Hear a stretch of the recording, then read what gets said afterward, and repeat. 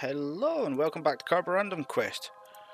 So after a request that I had, I thought I'd explain one of the mods that I've got. What I have here is some science that's been collected from different experiments I've been running.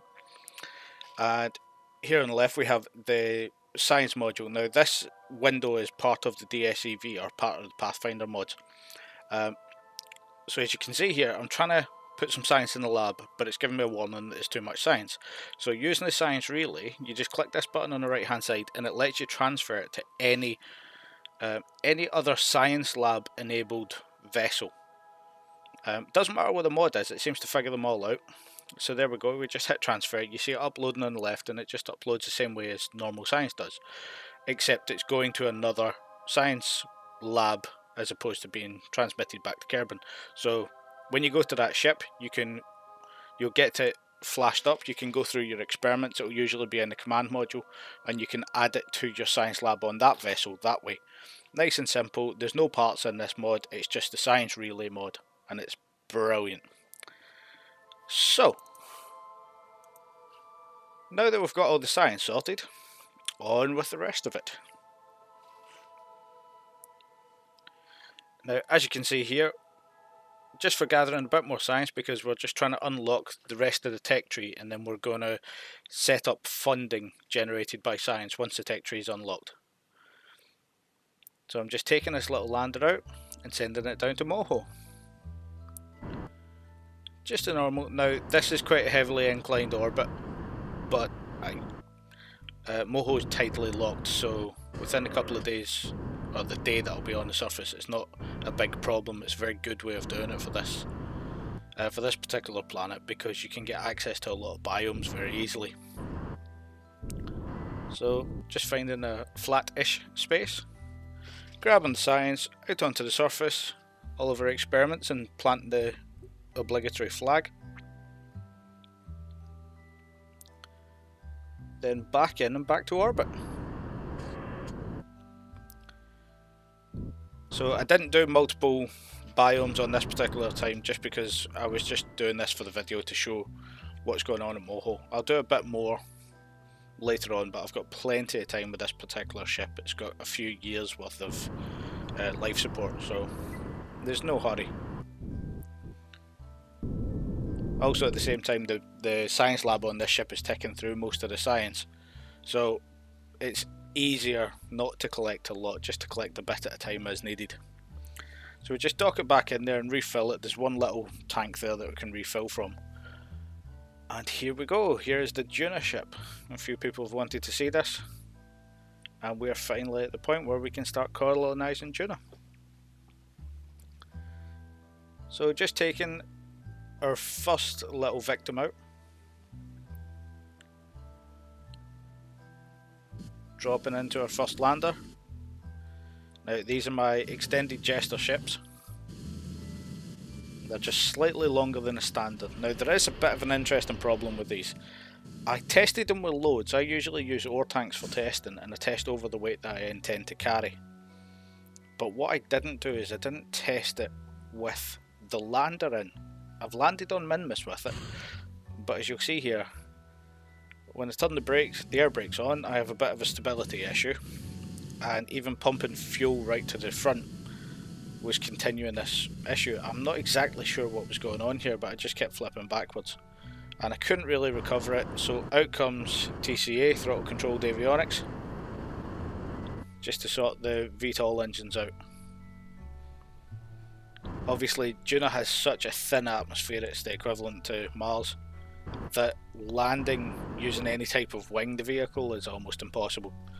The atmosphere is way too thin. If you've watched The Martian and you've seen that scene right at the beginning where the MAV is tipping, that wouldn't happen. The air pressure is so thin that even at 300 kilometers an hour winds, which they don't get on Mars, it still wouldn't be enough to push an object that size over.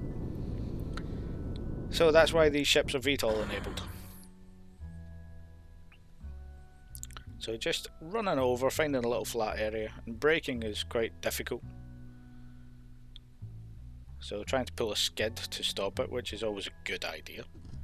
But luckily everything's okay, we're all down on the floor.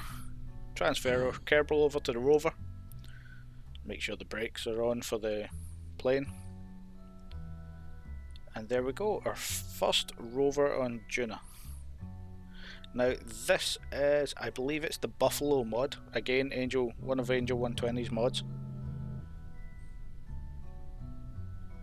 and a little bit of infernal robotics there just because it was easier to get this mounted the way I wanted to. Now, as you'll notice, I was getting some warnings about one of my ships, about Cryo 1, which is this ship here. So I jumped to Cryo 1, and as soon as I jumped to it, the warnings disappeared. The oxygen warning was just the fact that it doesn't take into account the recyclers on a ship when it's not loaded. So my warning was null and void. So I just cleaned up Science and then back to this second lander.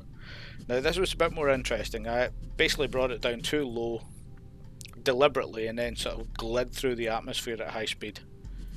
And because I needed a fairly precise landing, I decided to use throttle controlled avionics again, even though this time down was a lot more stable. It was a bit of I figured out it was a bit of an issue with time warp the first time, but so just turning on throttle controlled avionics and gliding right past my landing zone. So we just use it to bleed off a bit of speed and then turn around and basically hover back. I've got enough delta V to do it, although I think this has put me below the threshold of delta V to return to orbit, at least safely. But that's not a problem for the moment, that's a problem for later on.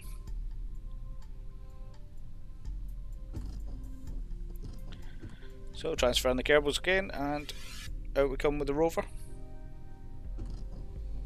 And there's that little annoying window. Angel, if you're watching, that winds me up every time. It's one of the screens that's attached to the inside, but if you click the door or click somewhere on the ship, it seems to register and pops up. I keep getting it all the time, I don't know why.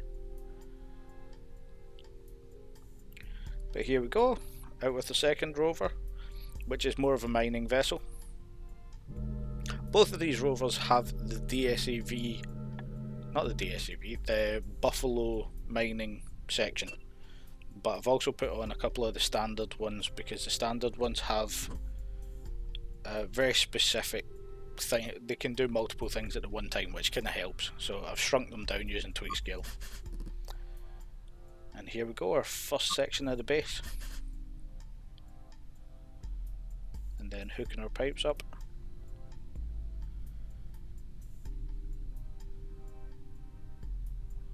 Now, after a little bit of manoeuvring and moving things about, because for some weird reason I didn't have rear pipe connection ports on these, so I couldn't connect them the way I wanted to, and still have a free rover that I could undo as needed.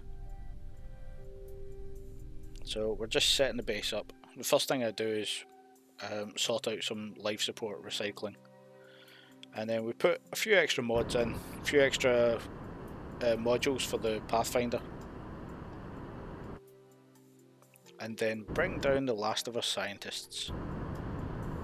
And due to a beautiful miscalculation, we are too fast. And with the best of my efforts, I still don't have the ability to slow it down in time. So 2 scientists dead on our first mission to Duna. But nonetheless, they persevere, we get a bit more set out. Now, I have encountered a few problems with this. I basically can't replicate anything at the moment, and I've run out of equipment for setting up more modules. I do have life support sorted, and it is producing more life support, so for the moment they can sit there for years. They just can't do much on that base. So on the subject of life support, this is another little rocket which is going up to the scrap heap, which is a new station. Utopia Planitia has been completely deorbited and the scrap heap is here and ready. And we're just sorting out the life support because we're getting constant warnings about it being low. It's not low, but it's a lot lower than it has. So I'm just taking these first 2 life support modules off after transferring all the supplies out of them, and just using the RCS to deorbit them, and then taking the newest life support module that I've thrown up, having transferred everything, and then just returning this back to Kerbin, This has chutes on it and it was designed for recovery. So just as a little nod to all of the adjustments that are being made, there's a lot of adjustments on Minecraft, so I just dropped that in, but I'm not going to put them all in. And now we have a little rover which is searching for rare minerals. So just having a little explore and trying to find them. And because of the transfer windows coming up, I start putting up a few satellites. Now, there are a few different things that I need at Duna. So I came up with the idea first to launch a probe and then leave the main rocket on it and refuel it in orbit. And this is where it starts getting a bit weird. So my first refueling was using this craft. I pulled it out of my skunkworks save, which is just my open experimental save. But I did adjust it. This was originally a cargo craft and I just filled it with liquid fuel just for refueling this rocket. So it goes fairly nicely once we get it up there, and during landing, obviously this was not tested, and we start flipping backwards and sideways and all sorts of different problems. I kept most of them in to show what's going on. And then it decides it only wants to fly upside down, but I really don't want to land like that. And there we go. Any landing you can walk away from is a good one, so I changed back to one of my staple crafts. Now again, this is one that was not built for fuel, and I pulled out all the cargo modules, all the cargo bays, and just dropped on fuel tanks and sent it up. This is a lot more stable, so I figured I'd use this for the refuels.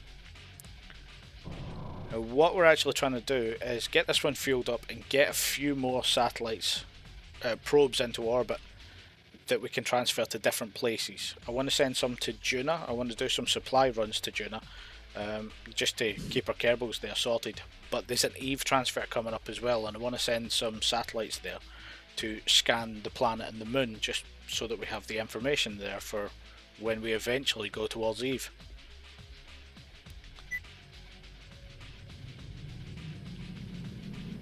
So because this was a more interesting plane and I'd never landed it in this configuration, and I completely forgot to check the empty balance, I figured I'd give it a shot and see what I could do. But as you can see here, it's manoeuvring fairly well. Now this is a rarity for me. I always have some form of fins on the front just to keep it stabilised. But this is the first one I haven't done. Although they're on the top, it's a very different configuration, but it works very well. So next we have yet another probe being sent up. This again is another Duna probe. Just testing a different configuration this time, just to see. It's using the Space Y launcher, just so that we can see if we can get a bit more, or have less of a requirement to refuel in orbit. I now put docking ports on all of my probe cores, and as you can see there's relayed issues because I figure why dump a stage as opposed to using that stage as a relay once we get there. So the deceleration stages for entering are now relays as well. They have their own probe cores.